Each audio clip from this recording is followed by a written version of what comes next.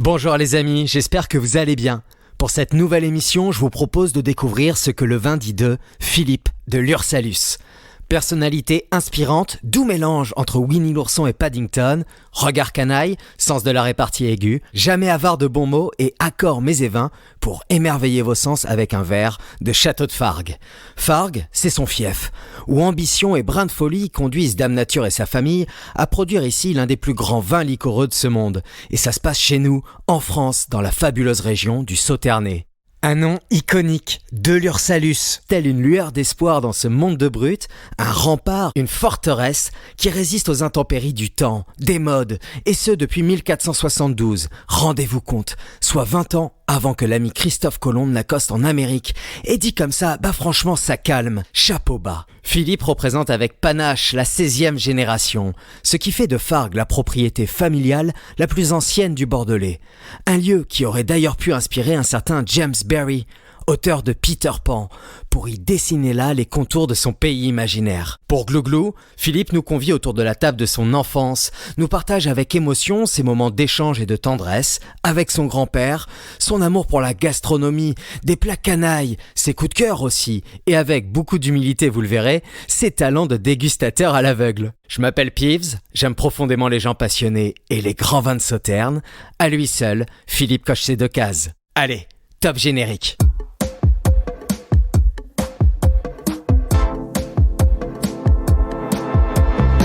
Bonjour à tous, c'est Peeves. Vous écoutez Glouglou, l'émission qui parle vin autrement. Vignerons, sommeliers, cavistes, mais aussi athlètes, artistes, musiciens, écrivains. Nous allons ensemble découvrir ce que le vin dit de nous à travers le regard, les mots et la singularité de chacun de mes invités. Bonjour Philippe. Bonjour Peeves. Les amis, je suis très heureux de vous présenter ma nouvelle personnalité que j'admire, qui m'inspire, Philippe de Lursalus. Comment vas-tu ? Écoute, très bien. On va passer 40 minutes ensemble, entre amis, à discuter vin.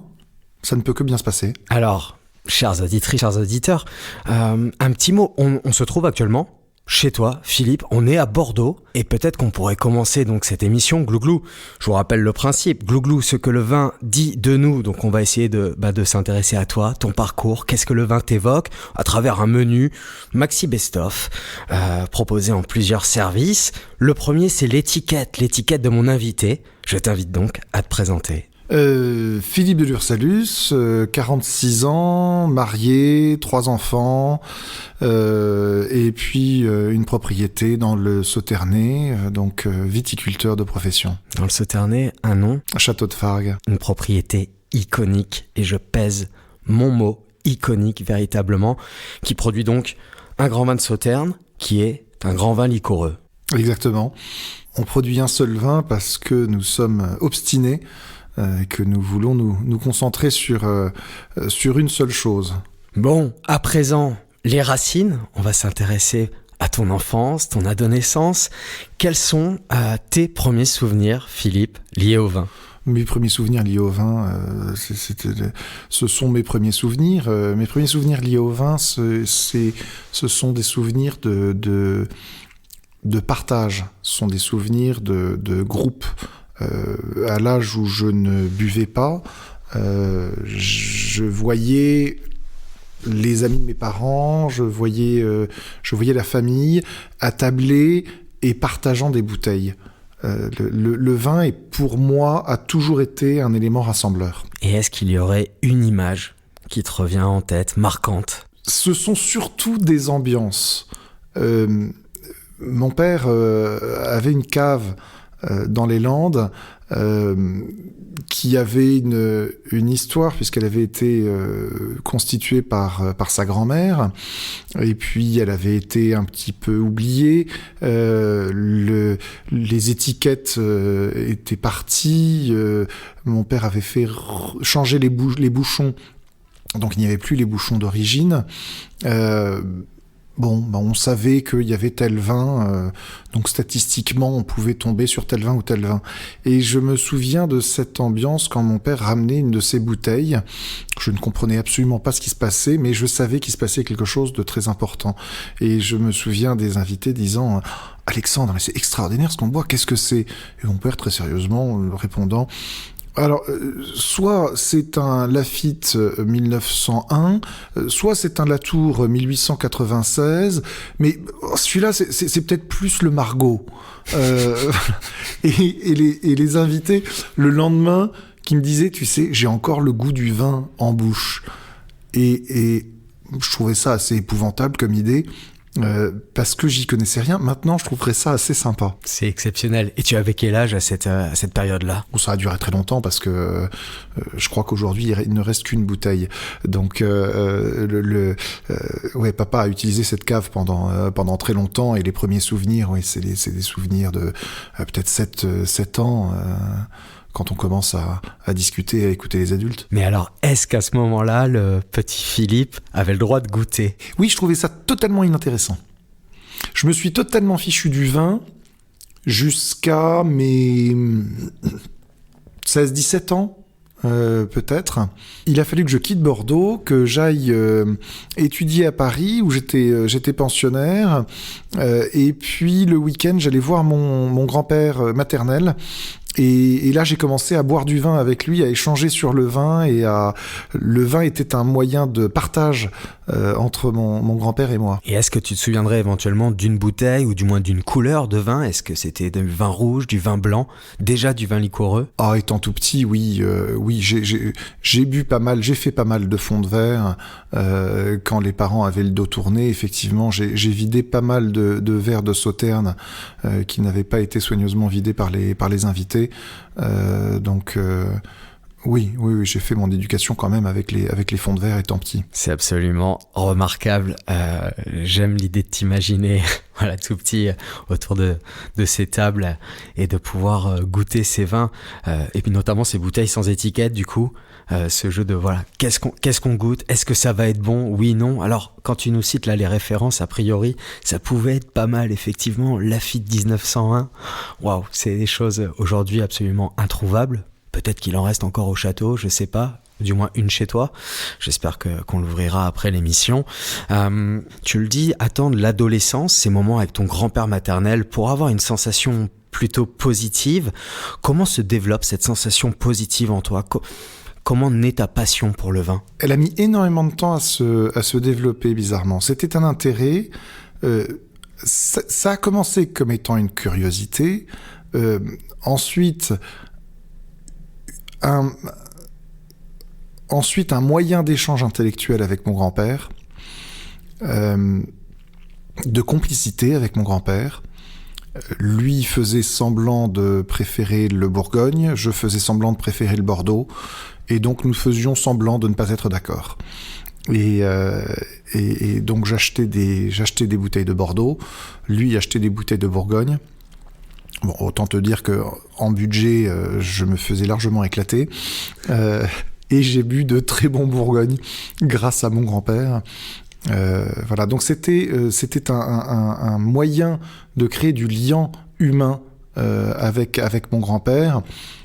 Il y avait une différence de génération évidente, et puis mon grand-père était quelqu'un que je voyais 2 fois par an avant de quitter Bordeaux. Donc ça a été ça. Ensuite, je suis parti étudier, et notamment à Montpellier. Et là, on s'est retrouvé avec une bande de copains à prendre l'habitude de se retrouver le dimanche à déjeuner ensemble. Et on achetait les vins qu'on avait envie de boire. Donc encore une fois, c'était du partage. C'était voilà, le vin de près de chez moi que j'aime beaucoup. Alors certains avaient très mauvais goût, mais c'était sympa de voir leur centre d'intérêt. Et puis ensuite, le vin est devenu une passion quand j'ai compris que je voulais en faire un métier. Mon idée première était de travailler dans le luxe. Alors, bon, j'ai fait des stages qui étaient absolument formidables. J'ai été vendeur dans des magasins de luxe, à Londres notamment. Et puis un jour, en discutant avec un ami du luxe, cet ami m'a dit « Mais qu'est-ce que c'est que le luxe pour toi ?» Alors je lui dis « Le luxe, c'est la qualité. » Il m'a dit « Ah oui, alors si tu aimes la qualité, travaille dans le yaourt. Les yaourts sont d'une qualité irréprochable, tout est maîtrisé. » Je dis « Non, c'est pas le luxe pour moi. » Il me dit « Alors c'est quoi ? Si c'est la qualité, c'est pas les sacs à main que tu vends. Tu m'expliques que les lanières cassent et tu me dis que c'est normal parce que c'est fait par des artisans et parce que c'est en cuir.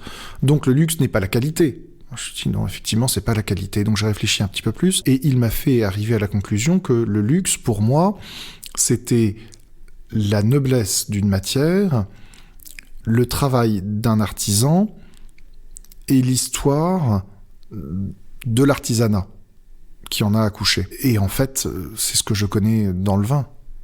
Donc, aux grandes dames de mon épouse, j'ai quitté l'univers des chaussures à talons et des sacs à main pour embrasser celui du vin. J'aime les destins, les amis, et je sens que cet épisode va être croustillant et gourmand de surcroît.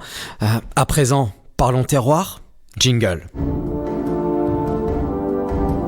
De grands terroirs impliquent de grandes responsabilités. Glou-glou. Philippe, terroir, j'ai une question pour toi. Quelle est ta définition du mot terroir ? C'est difficile. Le terroir, pour moi, est une notion qui regroupe trois notions, qui regroupe la notion de sol, qui regroupe la notion de climat, au sens météorologique du terme, pas au sens bourguignon du terme, et qui regroupe la notion de pratique. J'aime beaucoup la définition de Jacques Puiset du vin juste. Un vin juste doit avoir la gueule de l'endroit et de l'année où il est né, et les tripes du bonhomme qui l'a fait. Un vin juste doit avoir la gueule de l'endroit et de l'année où il est né, et les tripes du bonhomme qui l'a fait. C'est une belle définition. Si on veut faire beaucoup plus court, il y a la Bible qui dit « fruit de la vigne et du travail de l'homme ». Voilà, le terroir pour moi, ça regroupe ces trois entités. Amen. Quel terroir, territoire, paysage viticole, toi, t'ont marqué ? On va forcément faire un clin d'œil à Sauternes. Ah bah oui, le Sauternais quand même. Le Sauternais parce que c'est le paysage viticole que je connais le mieux pour le parcourir quotidiennement. Je garde quand même des images extraordinaires d'autres régions, de la Bourgogne, de la Tocaille, et j'adore les abords du lac Léman. Avec ces vignes qui sont sur les coteaux, qui regardent le lac dans la beauté des paysages suisses. C'est absolument sublime, je trouve. Ah oui, ça je te le fais pas dire. Amis suisses, on vous salue, mais amis suisses, on vous supplie quelque part de nous laisser un petit peu plus de vin, puisque quasiment toute la production en Suisse est consommée en Suisse. Mais je pense notamment à une grande vigneronne qu'il faudrait un jour goûter, les amis. Il s'agit de Marie-Thérèse Chapaz. Allez, je vous en dis pas plus, je vous mettrai tout en description, mais ça vaut vraiment le détour. On y produit des très grands vins, mais comme dans toutes ces régions que tu viens de citer. Et pour revenir au Sauternes, j'ai une question très très bête à te poser. Est-ce que selon toi, forcément, ça aurait eu un éventuel impact sur la construction de ton goût ? Oui, forcément. J'ai une façon d'aborder les vins liquoreux qui est très spécifique. J'ai beaucoup de mal à apprécier pleinement les vins liquoreux des autres régions. Parce que je suis extrêmement formaté dans ma façon de les déguster. Ça ne m'empêche pas de les apprécier, mais je pense quand même avoir un prisme très très spécifique. J'accorde, je pense, énormément d'importance à l'acidité et à la douce amertume des vins. Et c'est probablement une déformation professionnelle, mais que j'assume, je vis très bien avec. Bon, je ne sais pas si vous avez fait attention, les amis, mais Philippe vient de citer deux mots, acidité et amer noble, et effectivement qui sont les deux autres composantes de ces grands vins liquoreux, les vins de Sauternes. Alors, disons-nous les choses, hein, on est entre nous, à confidence. On le sait, en ce moment, le sucre n'a pas nécessairement bonne presse. Concevoir, imaginer, déguster une bouteille de vin sucré, ça peut-être freiner la curiosité de certains, de certaines. Mais on oublie trop souvent de dire que ces grands vins tiennent non pas seulement que par le sucre, mais parce que acidité il y a et amer noble il y a. C'est ça la carte postale pour toi d'un grand vin de Sauternes? À ceci près que j'aime pas les vins sucrés non plus. Le sucre dans le vin ne m'a jamais attiré. Dans un vin rouge, je trouve que c'est une faute. Dans un vin blanc, c'est une lourdeur. Et dans un Sauterne, c'est une faiblesse. Je parle très peu de sucre, à la rigueur de sucrosité, mais c'est par paresse intellectuelle. Les paniers de fruits sont beaucoup plus intéressants. Les miels, la complexité aromatique. Je n'ai vraiment pas le sentiment de boire un vin sucré quand je bois un vin liquoreux. Sortez vos bouteilles de vos caves, les amis, et amusez-vous, du coup, avec un grand vin de Sauternes. Bon, à présent, Gamma GT, eh bien, c'est le prochain service qu'on vous propose. Jingle. Glouglou, le podcast à écouter sans modération. Philippe, Gamma GT. Qu'est-ce que c'est ? Eh bien, c'est le moment où on s'intéresse à la consommation de notre invité.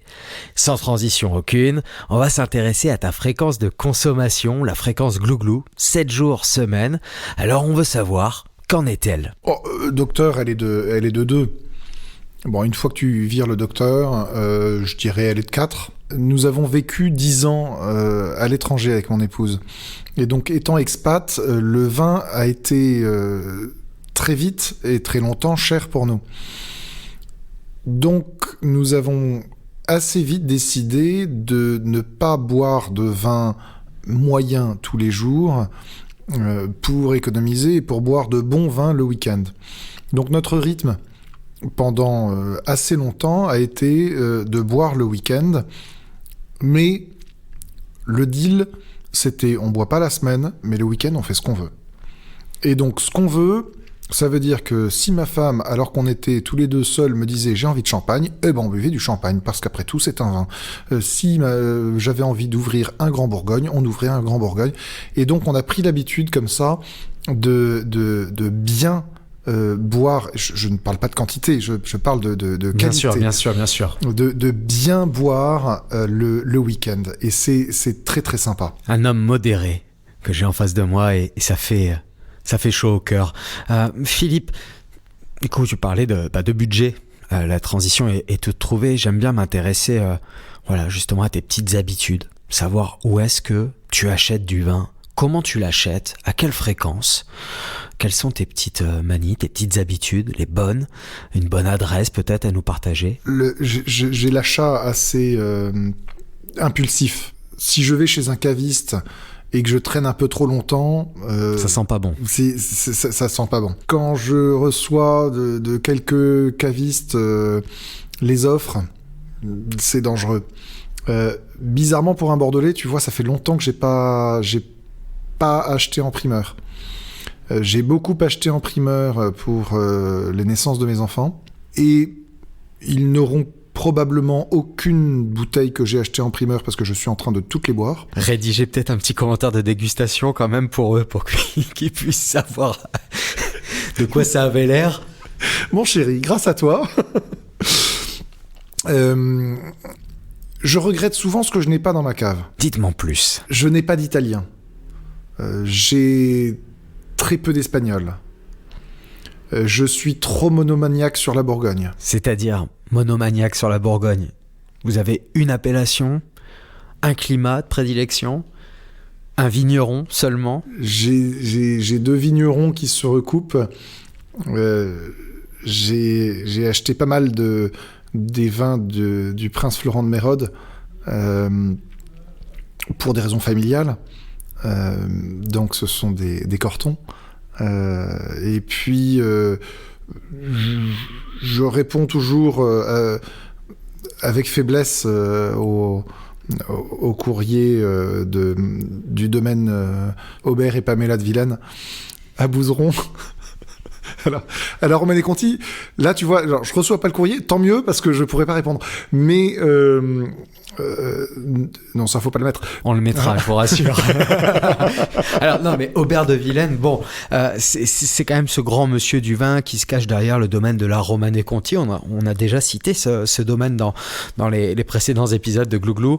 Donc bon, c'est un mythe, c'est des vins fabuleux, mais immensément chers aujourd'hui. Mais Aubert de Vilaine, eh bien, il a aussi un domaine du coup sur Bouzeron, sur la côte chalonnaise au site de Beaune, où il produit de très jolis vins, de bonne facture. On peut trouver ces aligotés en dessous de 40 €. Alors c'est tout de même un budget, mais c'est franchement délicieux, c'est vif, très agréable. Enfin, question gestion, comptabilité, Philippe, est-ce que tu laisses, toi, vieillir les vins dans ta cave ? Non, enfin, oui, il y a des vins que je n'ouvre pas.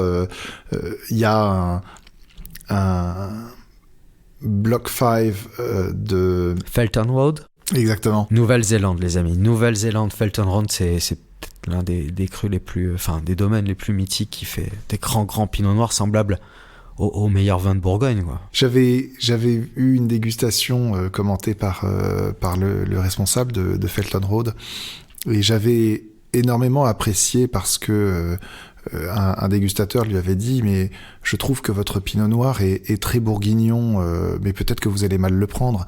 Et l'autre l'a regardé et a dit mais vous rigolez, mais c'est un superbe compliment que vous me faites, mais c'est merveilleux, moi j'adore les vins de Bourgogne.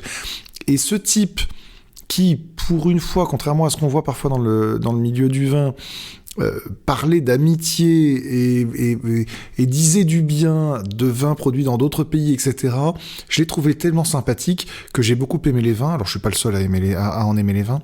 Mais voilà, et je me souviens que le Block 5, c'était un le meilleur vin de la dégustation.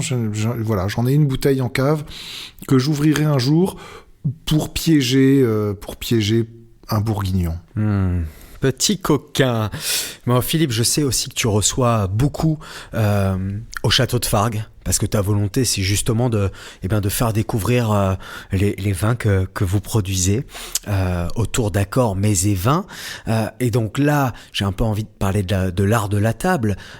Est-ce qu'il y a des choses sur lesquelles tu es intransigeant au niveau du service des vins, au niveau de la verrerie peut-être, je ne sais pas. Comment tu aimes déguster du vin ? C'est terrible parce que dans ton émission avec Fabrice Parisot, vous avez passé 10 minutes à expliquer à quel point la verrerie était importante. Et moi c'est terrible parce que je déteste la verrerie, c'est-à-dire je veux de bons verres, mais je ne veux pas y penser. Le décorum autour du vin a tendance à m'agacer. Je le trouve intimidant pour les non-pratiquants. Et je le perçois comme un frein au bonheur. J'entends parfaitement que la verrerie est importante. Chez moi, nous avons à Fargues des verres qui sont de très bonne qualité, que nous avons passé un moment à choisir, etc. Mais nous n'avons par exemple qu'un seul type de verre. Pour le blanc, pour le rouge, qu'il soit de Bordeaux, de Bourgogne, de Champagne, un seul type de verre. Et c'est pour moi un moyen, si tu veux, de tout déguster sous la même lumière. J'ai très peur de me faire influencer par les verres. J'ai fait une dégustation organisée par Riedel avec le même vin dans des verres de formes différentes et le même vin dans des verres de même forme, l'un en verre, l'autre en cristal. C'est épouvantable. Ça a une vraie influence sur le vin. Et ça me fiche une trouille bleue. Ou ça me rassure, parce que peut-être, quand je déguste très très mal, c'est pas de ma faute. Glouglou. Pour l'amour du goût. À présent, on va parler avec le cœur, mon cher Philippe, de tes coups de foudre. Quelle est cette bouteille qui t'a un jour émerveillé, au point de bien vouloir nous en parler aujourd'hui ? J'ai eu du mal à choisir quand tu m'as posé la question, et donc je pense à deux bouteilles. Je pense à une bouteille qui est un château de Meursault, un Meursault du château de Meursault, que j'avais acheté à l'époque où je buvait le dimanche avec mon grand-père. Et mon grand-père s'est répandu en compliments sur le vin. Il était très avare de compliments, donc il le pensait vraiment. Et moi, je le trouvais nul. Rien. Je n'ai rien senti dans ce vin. Et ça m'a agacé. Et dans un geste d'agacement, j'ai bu le vin à grosses gorgées, comme on boirait de l'eau. Et là, il a explosé en bouche. Et je me suis rendu compte que mon habitude d'analyser, d'intellectualiser la dégustation ne convenait pas à tous les vins et qu'on pouvait boire de très grands vins au lieu de ne faire que les déguster. Et j'ai un très grand souvenir de cette bouteille. Le vin était très très bon, il n'était pas immense, j'ai bu des vins beaucoup plus glorieux que celui-là, mais celui-ci m'a laissé un souvenir merveilleux. Waouh, bah écoute Philippe, me voilà un petit peu ému pour tout te dire, puisque figure-toi que le tout dernier domaine viticole que j'ai pu visiter avec mon grand-père, qui a énormément compté pour moi, eh ben c'était le château de Meursault. Voilà, je trouve ça assez fou. Donc permets-moi de lui envoyer un gros bisou tout là-haut à mon daddy, à qui je pense bien sûr très fort en ce moment même. Bon, et cette deuxième bouteille alors? À la deuxième bouteille, je voulais... J'aime bien acheter des vins un petit peu au hasard en demandant à un caviste, voilà, qu'est-ce que vous me recommandez ? Alors très souvent, il faut pas que les cavistes écoutent, hein, mais très souvent le caviste m'explique beaucoup de choses sur la bouteille que j'oublie au bout de 10 minutes.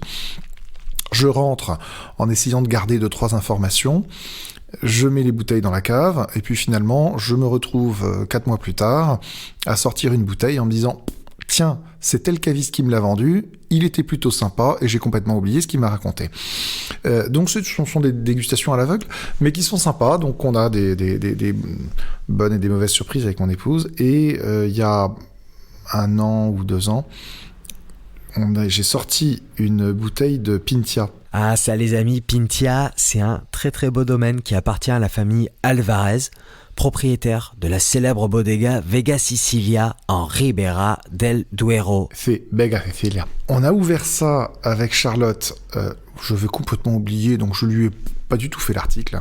On a ouvert ça, on s'est regardé, on s'est dit oh, c'est super bon. Et on était tous les deux dans la cuisine, à dîner, les enfants étaient couchés. On s'est enfilé la bouteille à une vitesse monstrueuse, avec un plaisir immense de boire un vin qui était simplement bon. On n'avait pas envie de passer 6 ans à l'analyser, le décortiquer. On prenait simplement un plaisir immense à le boire, tous les deux en amoureux. Ça, c'est un souvenir génial de vin. Et oui les amis, le vin c'est ça, c'est ces moments simples de pur bonheur.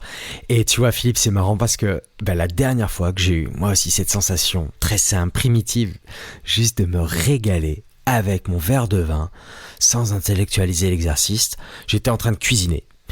Eh bien c'était aussi avec un vin espagnol de la région de la Rioja. Il s'agit de Marqués de Morrieta, Reserva 2018. Et pour les petits curieux, eh ben je vais vous laisser cette information dans la description de l'épisode. Voilà, ça c'est cadeau. Mais reprenons Philippe, est-ce qu'il y a un cépage cher à ton cœur? J'essaie de ne pas te parler de Sauternes. Donc on écarte les deux évidents. Qui sont le sémillon, le sémillon et le sauvignon blanc. Quand même, oui. Le sémillon et le sauvignon, évidemment. Mais si on met ça à part, le Touriga national. Parce qu'il révélerait peut-être une certaine appétence au Porto. Oui, tu disais tout à l'heure que on peut ouvrir un verre quand on cuisine. Pour moi, Noël commence vraiment quand la veille, je décante la bouteille de Porto. Et de suite, j'ai des images plein la tête qui viennent. C'est vraiment chouette. On y reviendra, je pense, au Porto. Quand même, j'ai envie de vous coincer, mince, après tout, sur le Sauterne, et puis plus précisément sur le château de Fargues. Quel est le millésime, la bouteille de Fargues qui te laisse un souvenir intemporel? En haut de la pyramide, pour moi, j'ai le 1988. Il y a eu une trilogie merveilleuse, 88, 89, 90. Il qui sont tous les trois très bons, et j'ai un petit faible pour le 88, et c'est un vin qui m'a procuré, c'est probablement le vin qui m'a procuré la plus grande émotion. C'était assez surprenant. J'étais à un dîner pour Fargue, donc j'étais censé quand même être, à défaut d'être sérieux, d'être professionnel. Et au moment de commenter le 88, j'ai été submergé d'émotions et j'ai eu un mal fou à parler du vin parce que j'étais... C'est assez bizarre pour moi de dire ça parce que c'est pas mon vocabulaire pour parler du vin et c'est pas la façon dont j'aborde le vin d'habitude. Mais là, j'étais seul en train de boire mon verre et il y avait une espèce de discussion qui se faisait entre le vin et moi. C'était très étonnant comme moment. Alors que je reviens au Pintia, d'habitude, mon approche du vin est une approche de partage avec d'autres. Là, j'étais tout seul avec mon verre. Une forme de méditation, oui. Des instants rares. Bon, mes papilles sont bien excités à l'idée de te proposer la dégustation à l'aveugle d'une bouteille mystère. Are you ready? Yes, sir. Let's go. Blind Tasting. Blind tasting, les amis, vous commencez à connaître la musique. On va déguster donc une bouteille mystère que je tenais à faire découvrir à Philippe. Et Philippe, à présent, c'est ton tour. C'est à toi de nous parler de ce vin avec tes mots. Quel est ton ressenti? Qu'est-ce que tu goûtes? Il y a quoi dans le verre? C'est un très bon vin. C'est très agréable à boire. Merci beaucoup. C'est une très bonne bouteille, je trouve. Alors, pour les auditeurs qui n'ont pas la chance d'avoir la couleur, nous avons quand même un vin blanc effervescent. Et je pense, sans prendre trop de risques, qu'il s'agit d'un vin de champagne. 1 point. Il a une couleur qui est assez étonnante. Il a une couleur cuivrée qui est assez marquée. Il a une couleur soutenue. Le nez est un petit peu fermé au début. Il montre une légère oxydation.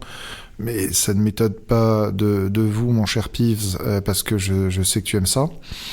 Il a une très belle tension au nez, les agrumes sont très fines. J'ai noté citron, orange, pamplemousse. Il y a beaucoup d'amandes grillées.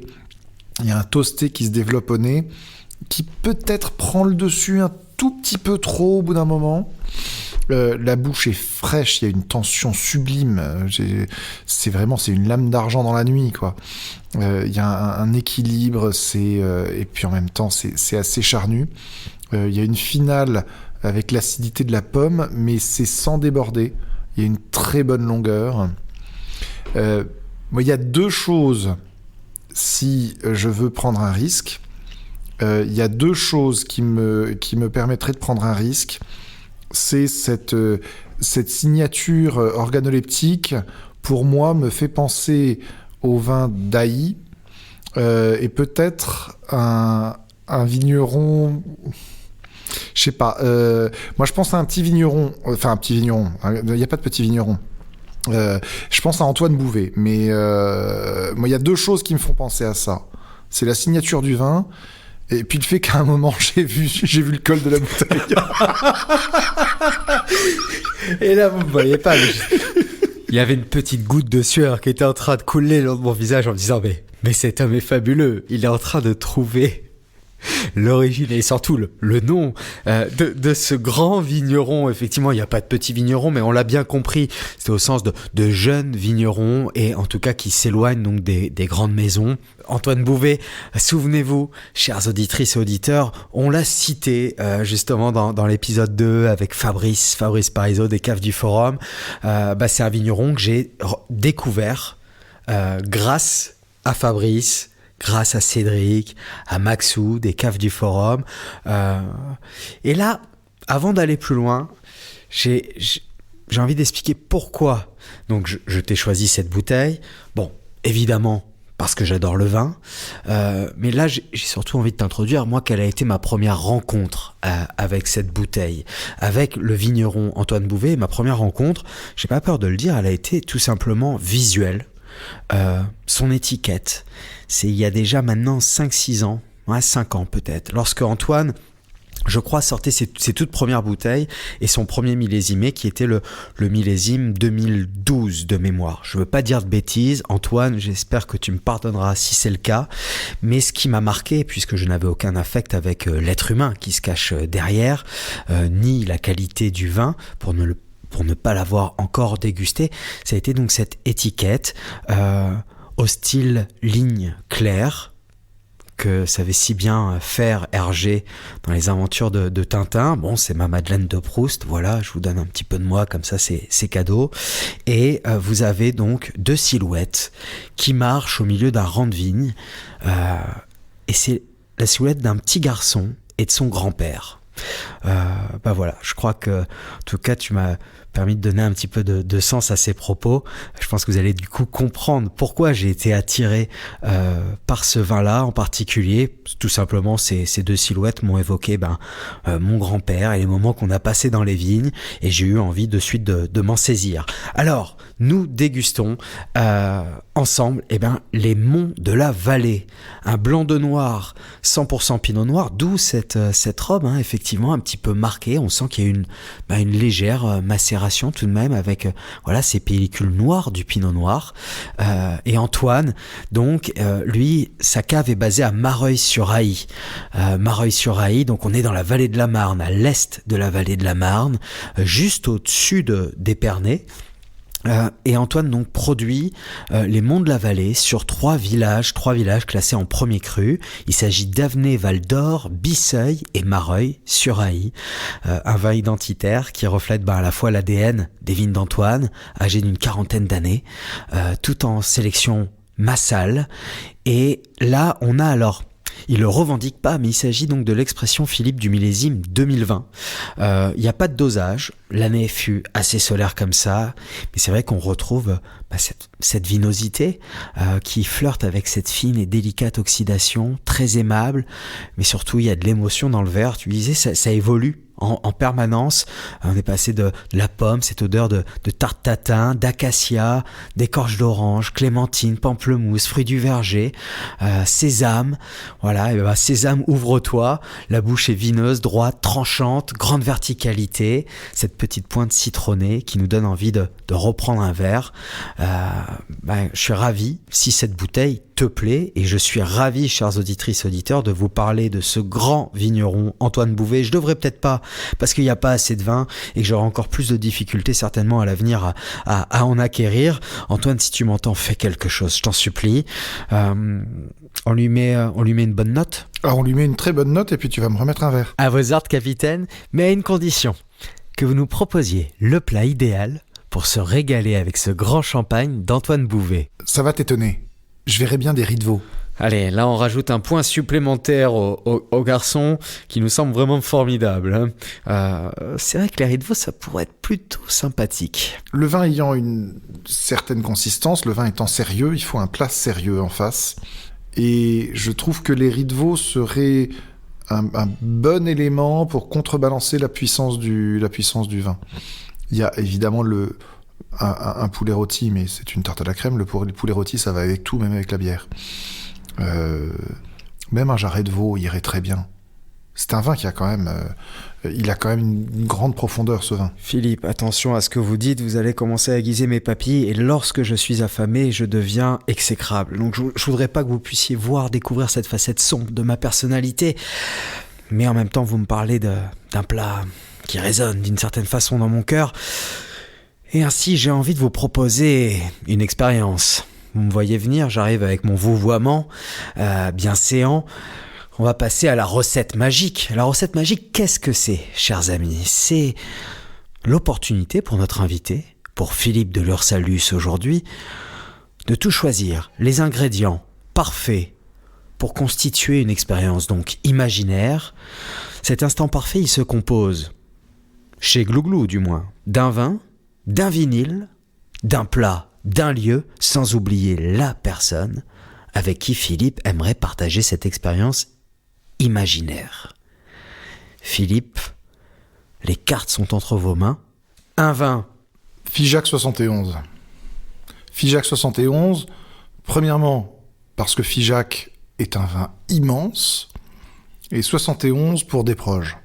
Alors, je sais pas si ça te dit quelque chose, mais Desproges a une chronique où il parle, une chronique qui s'appelle L'Aquafile, où Desproges raconte un dîner en amoureux avec une fille, et transporté d'amour, il commande un Figeac 71. Il a une description du vin, alors je te la fais de mémoire, mais un vin si grand que Dieu existe à sa seule vue, long en bouche comme une finale de Verdi. Et il a toute une description fabuleuse de ce vin, et la chronique se termine par « Elle a mis de l'eau dedans, je l'ai plus jamais aimé ». Donc, un Figeac 71 pour penser à Desproges que j'ai beaucoup aimé, que j'aime encore beaucoup. Pour accompagner le Figeac... Un peu de musique. Un peu de musique. Nina Simone, Lilac Wine. Très bon choix. J'adore cette chanson. Dans l'assiette, un oreiller de la Belle Aurore. L'oreiller de la Belle Aurore, c'est une recette de Bria Savarin. C'est un pâté croûte qui fait, je crois, une 30aine de kilos dans sa recette d'origine. Il faut 7 heures de cuisson, il y a 15 viandes différentes, c'est des gibiers à plumes, à poils. Alors, il y a des gibiers qui n'existent plus depuis la recette d'origine. Il y a des champignons. Si on trouve des truffes, on en met, c'est pas grave. Enfin bon, c'est un truc absolument exceptionnel. Quelqu'un pour partager ça, ma femme, évidemment. Et puis, je rajouterai quand même un dernier ingrédient, un ustensile. Un tire-bouchon. Effectivement. Où avais-je la tête, cher ami ? Mais alors, attendez, il manque un élément. Dans quel lieu déguste-t-on ce Figeac 71 accompagné de ce plat romanesque, ce plat assez intriguant. J'espère qu'un jour, vous vous mettrez au fourneau et que vous me ferez ce plaisir de me le faire découvrir. Où est-ce qu'on monte la table ? Ouais, alors là, j'ai un petit problème parce que j'aimerais beaucoup monter la table au milieu de la forêt avec les animaux qui se promènent autour de nous. Le problème, c'est que je trouve qu'à l'extérieur, on déguste mal. Et pour bien sentir un vin, il faut quand même être dans une pièce fermée, parce qu'on perd pas mal de nez dehors, j'ai remarqué. C'est exact. Bon, ça nous laisse un bon château, un jour de pluie avec un feu de cheminée, pour être bien dans le cliché. Eh bien, on vous remercie pour cette expérience imaginaire. J'espère vous aussi, chères auditrices et auditeurs, que vous prenez du plaisir, voilà, à suivre ce chemin, cette aventure imaginaire, telle, je ne sais pas si vous vous souvenez, enfin, moi ça m'a marqué en tout cas, et c'est peut-être l'un d'ailleurs des films qui a bercé mon enfance pour sûr, Hook, où on revient un peu sur la vie du capitaine Crochet avec Peter Pan, mais Peter Pan qui a grandi, qui a perdu tous ses pouvoirs, et puis il se retrouve autour d'une grande table avec tous les enfants perdus, donc du pays imaginaire, Neverland, et alors pas le même Neverland que celui de Michael Jackson. Je voulais vraiment pas qu'il y ait de confusion entre vous et moi, Philippe. Et donc là, l'idée, c'est d'imaginer très très fort quelque chose pour que ça puisse arriver. Et donc on a tous ces enfants perdus autour de la table qui imaginent qu'ils mangent de la crème glacée, des gros gâteaux, des poulets rôtis. Et ça se passe comme par magie. Et bien, j'aime beaucoup votre recette magique qu'on partagera, que vous pourrez retrouver en description, les amis. Maintenant, la bonne adresse, j'aimerais que vous puissiez peut-être nous confier, voilà, une bonne adresse, celle que vous aimez, celle qui vous a marqué dernièrement, fut un temps. Il y a pas longtemps, je suis allé dans un restaurant, en plus avec un type adorable, et nous avons déjeuné chez Frédéric Dupont, à Reims, au Crypto. Ce qui m'a plu, c'est le restaurant, c'est le chef, et puis c'est surtout le fait que sa spécialité, ce sont les riz de veau. Et j'adore les riz de veau. Le fil conducteur de Glouglou, ce n'est pas le vin, ce n'est pas l'humain, ce sont les riz de veau. Voilà, 36-15 passion, donc tu nous ramènes en Champagne. Oui. C'est la Champagne... Le champagne, le vin de Champagne, est un vin qu'on boit énormément. Alors, dans le Bordelais en général, on est très consommateur de champagne. Les Champenois nous aiment bien parce que nous avons toujours servi le champagne dans des verres à Bordeaux, qui, à mon sens, convient beaucoup mieux à ces vins que les flûtes ou pire les coupes. Ah, vous voyez quand même, vous prêtez une certaine attention, hein. Donc c'est-à-dire Oui. qu'à la maison, vous n'utilisez absolument pas de flûte. Non, j'utilise des flûtes chez les copains pour essayer de sabrer les bouteilles de champagne. Et je ne le fais que chez les copains pour des raisons pratiques, c'est que je suis très mauvais, j'ai tendance à casser les flûtes, donc je préfère le faire chez les amis. My name is Glue. Glue, glue. À présent, actu, culture, quelle est votre actu ? Mon cher Philippe. Mon actu, c'est l'actu de Fargue. Il y a 2 actualités. La première, c'est un livre. Un livre qui est paru aux éditions Glénat, Château de Fargue, La folle ambition des Lursalus à Sauternes. Et nous allons éditer un coffret avec une bouteille et le livre. Pour tout vous dire, mon cher Peeves, c'est un coffret qui sera disponible à la fin de l'année. Alors, les amis, entre nous, ce livre est absolument magnifique. Et avant tout, on y trouve donc de très très belles photos. Je trouve qu'on rentre, il y a une sorte d'introspection dans le cœur de Fargue, dans le cœur de ta famille, dans ce paysage hors du commun, ces couchers de soleil fabuleux, ces lumières, et on y apprend plein de choses. Alors bien sûr, déjà toute l'ambition et surtout ce gros brin de folie qui vous habite, vous les Lursalus, pour s'entêter à faire peut-être le plus grand vin de Sauternes jamais produit. Du moins c'est votre ambition et ce sacerdoce, ce soin que vous mettez en tout cas à faire les choses telles que vous les imaginez, telles que vous concevez bien faire les choses. Je trouve ça juste super inspirant. La notion donc du ton long, parce que je crois que pour faire un château de Fargue, il faut vous le laisser vieillir à peu près 30 mois. Il faut imaginer qu'en plus pour faire ces grands vins, vous faites 4 à 5 passages entre les rangs de vignes pour ramasser vous savez, ces grains de raisin, mais avec différents strates de botrytis. Enfin, je sais que vous vouliez pas trop parler de Château de Fargue, parce que de toute façon, nous sommes là pour parler de vous et en découvrir plus sur qui se cache derrière Château de Fargue. Mais enfin, faites-moi un petit plaisir, s'il vous plaît, Philippe. J'aimerais que tu me décrives Château de Fargue sous forme d'un portrait chinois. Est-ce que tu accepterais cette requête ? On va essayer. Bon, j'ai pensé à ce petit jeu. C'est très simple. Pour parler de Château de Fargue, portrait chinois, si Fargue était... Alors, si Fargue était un fruit. Ce serait un panier de fruits, mais si ça n'était qu'un seul fruit, peut-être la mandarine. La mandarine, c'est le plus beau des agrumes, c'est le plus complexe, c'est le plus élégant. Et quand on a la mandarine à Fargue, là on se dit, on n'est pas trop mauvais. Un bon indicateur. Alors, si Fargue était une épice. Le safran. Le safran, c'est une épice qui est assez récurrente dans les vins de Fargue. C'est assez amusant parce que c'est une épice que les Français trouvent difficilement, mais que les Italiens trouvent immédiatement parce qu'ils en ont beaucoup plus dans leur cuisine. Et si Fargue était la sève d'un arbre. Oh la sève de Pendelon. Si Fargue à présent était une époque. Ah, maintenant. Je ne peux pas placer Fargue, je ne peux pas placer le Sauternes dans une époque passée. Je trouve que je vois Fargue comme étant un vin d'une grande modernité. Pas du tout un vin du passé. Tiens, je vais te faire plaisir. Qu'on buvait dans des méchants verres à liqueur conique. Le truc où on peut même pas faire tourner le vin. On est sûr d'en mettre partout plein sur la nappe. Ah non, c'est un vin terriblement actuel pour moi. Donc c'était pas mieux avant et ça fait plaisir de l'entendre. Si Fargue était une musique. Ce serait du baroque. Ce serait du baroque pour le côté profond, sérieux et totalement exubérant. Ça me plaît bien comme idée. Et puis enfin, si Fargue était une personnalité. Ce serait 16 générations de l'Ursalus. Bon, les amis, faites-moi le plaisir, mais surtout faites-vous le plaisir de goûter Fargue à minima une fois dans votre vie. C'est un grand vin de méditation. Et surtout, Fargue, ça a le pouvoir de vous procurer un sourire immédiat. Croyez-moi, c'est testé et approuvé. Chaque bouteille dégage, je trouve, une énergie radieuse. Une énergie qui doit vous encourager à vous amuser. On doit le dire et le redire, mon cher Philippe, les accords mets et sauternes, c'est franchement exceptionnel. Et il y en a des centaines.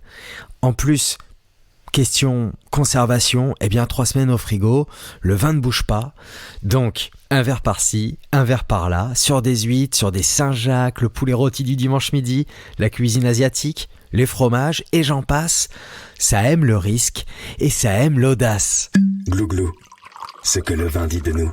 Qu'est-ce que le vin dit de nous ? Ça y est les amis, nous y sommes, c'est le moment fatidique de l'émission. Vous commencez à connaître la chanson. Philippe, c'est à toi, c'est ce qu'on a cherché depuis le début donc de cet entretien, au fur et à mesure donc du service, un menu assez riche, assez dense. On a retracé l'étiquette, les racines, terroir, ta consommation, tes coups de foudre, la dégustation bien sûr, cette recette magique, le pays imaginaire, ta bonne adresse, ton actu. Mais là nous y sommes. Qu'est-ce que le vin dit de toi ? C'est terriblement égotique de répondre à cette question. Qu'est-ce que j'aimerais que le vin dise de moi ? Je vais le reformuler comme ça. Ça me laisse plus de marge pour les erreurs. J'aimerais que le vin dise de moi que ce qui m'y intéresse, c'est la générosité, c'est le partage. J'allais dire l'amitié, mais on n'a pas besoin d'être amis avec des gens pour boire, pour partager des bonnes bouteilles. On peut aussi découvrir des gens grâce à une bonne bouteille. Je pense que c'est peut-être une volonté d'ouverture, une curiosité, mais le vin pour moi, ce n'est qu'une succession d'appels au passé, aux souvenirs, à l'enfance. Quand on déguste un vin, quand je cherche à décrire un vin, mes référents ne sont que des référents d'enfance. Le goût d'une prune, je ne peux le découvrir qu'en pensant à moi en culotte courte mangeant une tarte aux prunes. Tous mes référents gustatifs sont ancrés dans l'enfance. Donc c'est ça, c'est que dit le vin de moi ? Peut-être des pieds ancrés dans un passé familial avec une volonté, une curiosité d'ouverture. Bon, on parlait des enfants perdus du pays imaginaire. Alors celui que j'ai en face de moi n'est absolument pas perdu. Et puis nous sommes chez toi, Philippe. Aucune raison de l'être. Mais je trouve ça très beau. Merci infiniment pour déjà le temps que tu accordes à Glou Glou. Merci de ta confiance, d'avoir accepté de prendre ce temps, ton temps précieux pour partager une bonne bouteille de champagne, hein, déjà. Alors, j'espère que ça n'a pas été trop difficile. Ah mais tu reviens quand tu veux pour ça. Hein. On fera peut-être un épisode 2. Moi je vous invite encore et toujours à interagir avec Glou Glou sur les réseaux. Alors il y a Instagram et puis tu sais on peut retrouver du coup tout ce qu'on est en train d'enregistrer sur toutes les plateformes. Donc voilà, encore merci pour vos nombreux messages, d'être de plus en plus nombreux à suivre l'aventure. Merci à toi Philippe. Je compte sur le Papa Noël quand même pour délivrer sous chaque sapin ce magnifique livre, ce très très bel ouvrage sur Château de Fargues et l'ambition de la famille Lursalus. Et puis peut-être que vous aurez prochainement le plaisir, et je vous le souhaite, d'ouvrir une bouteille de Château de Fargues.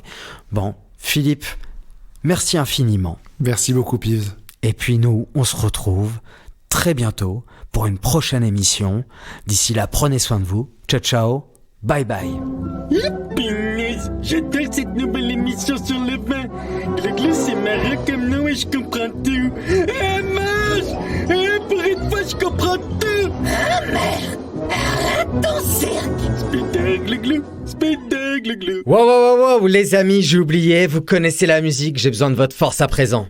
Si jamais vous appréciez Glou Glou et son format, je ne peux que vous suggérer de vous abonner à l'émission sur la plateforme de votre choix. Spotify, Deezer, Apple Podcasts et j'en passe, sans oublier l'éternel bouche à oreille bien sûr, et les partages en tout genre. Retrouvez Glou Glou également sur Insta, et pour ça rien de plus simple, Glou Glou Podcast, tout attaché, à vous de jouer. J'attends vos réactions avec impatience et je serai surtout très heureux de pouvoir échanger avec vous, de parler vin à la cool et de savoir qui vous aimeriez entendre lors des prochaines émissions.